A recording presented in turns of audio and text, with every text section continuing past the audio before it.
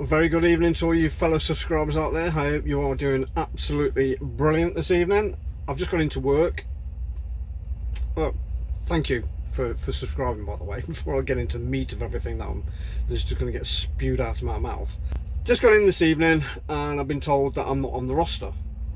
Why, I do not know. I've not booked a day off or anything like that. I can't understand it. So I'm sat in a unit now. It's a VOR unit. It's got a leaking windscreen apparently. It's actually chucking it down outside, so there is actually water leaking in on the inside, so it is leaking. So I'm sat here, downloaded my card. Well, I've got my card in the tacho, punched all the details in that I need to, my start time and everything, blah blah blah. I'm now on POA, and I have been for the past 20 minutes, and now the office has just rang me and told me I've got to take a single down to Ashford, which is fine by me. And empty straight down to Ashford, get loaded, then come back. Beautiful. It should get done for about 9 o'clock in the morning, so that's still twice. Make it sound like I'm finishing early.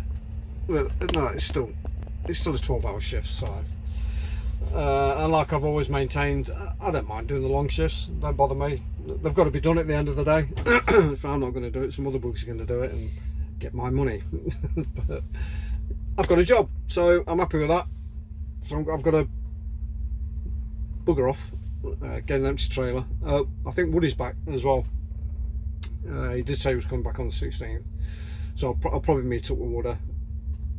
We'll have a chat, see how his holiday went on. Probably better weather than what we've got here at the moment. I mean, it's all right if you're a duck or a fish here. I mean, it's absolutely chucking it down. But yeah, I still can't believe it's 18 degrees, middle of October. Brilliant. I hope winter's like this. Won't be though. I think we're going to get hammered over the winter, but that's my own personal opinion. I think because we had a rubbish summer, we're going to have a rubbish winter as well. So we'll wait and see. Fingers crossed it's not, but I have my doubts. So last night was, yeah, it was all right. It was just a straight double-decker straight down to Ashford, more or less what I've got tonight. But it's a single. I'm not taking a double-decker down, so which is great.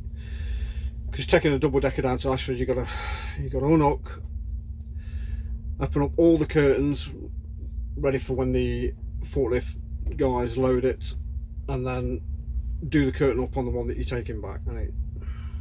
So I'm glad that I'm not doing that tonight with a double decker, because it's absolutely chucking it down.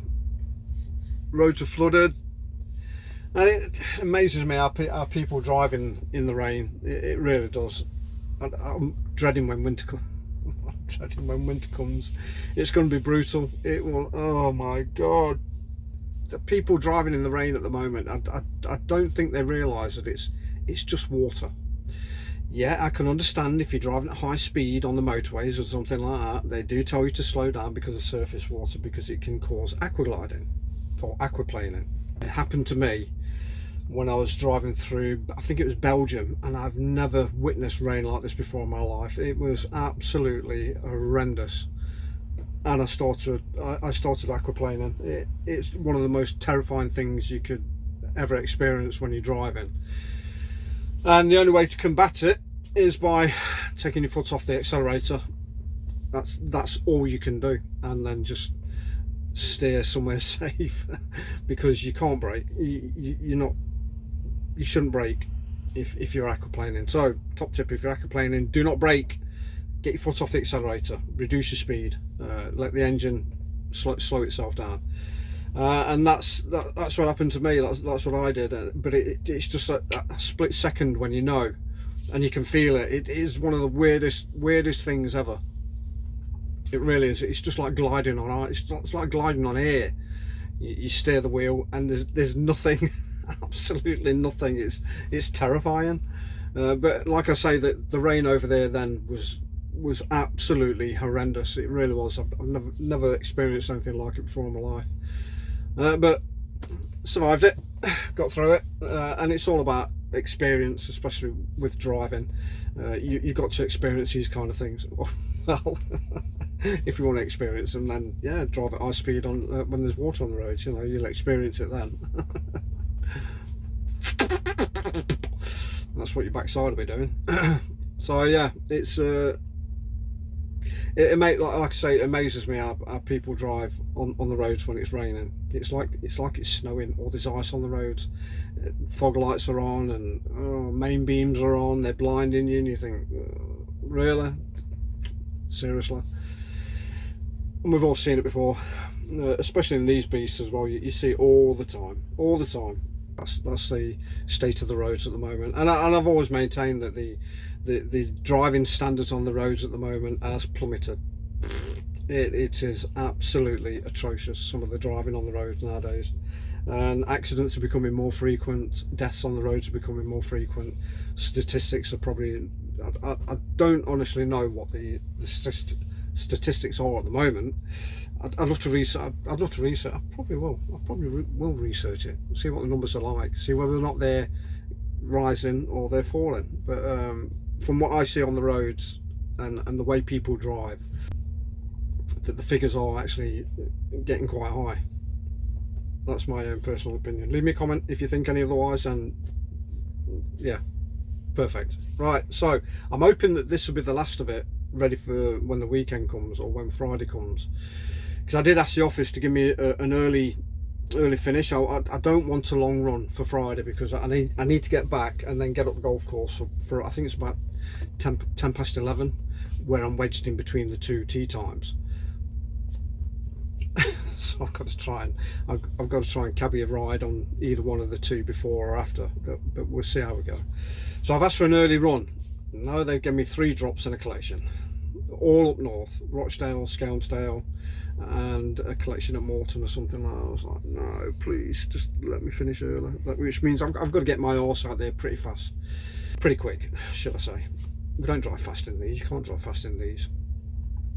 So yeah, and then I can get back, and I'll probably bring my kit in as well, or my golf attire, and then I'll go up to the club, get changed, and then go out and play 18 holes of golf after doing a, I don't know, 11-12 hour shift. We'll see how it goes. It's not like I haven't done it before. I do it on Fridays when I do the level par Texas Scramble Challenge with Woody. I finish work and then I go and meet him at the golf course, and we go and try and shoot a level par Texas Scramble style. So I've done it before, and I used to do it when I was at my old club before where I am now at Wishaw. I used to be at another club called Aston Wood.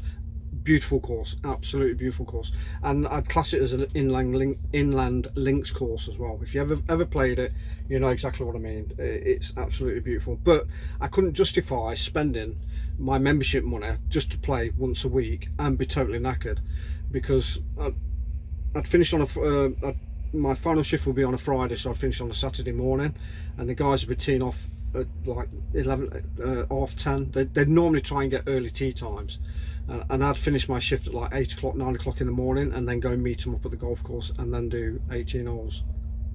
My handicap really suffered, and in the end I just had to stop. I had to move away and go to another club. Yeah, I could have changed my shift. I could have, but at that time I couldn't, so I moved instead. Right, I've got to go and get another unit now. I've got to pull my card, get another unit and find an empty trailer, and then I'm going to have a quick word with Woody, and then I'm off. So drive safe, look after yourself, remember that surface water, stop aquaplaning, and if you do, take your foot off the accelerator. That's all you need to do, and just let the engine slow itself down. Do not panic. It's the worst thing you can do is panic. Just slow down, but don't brake.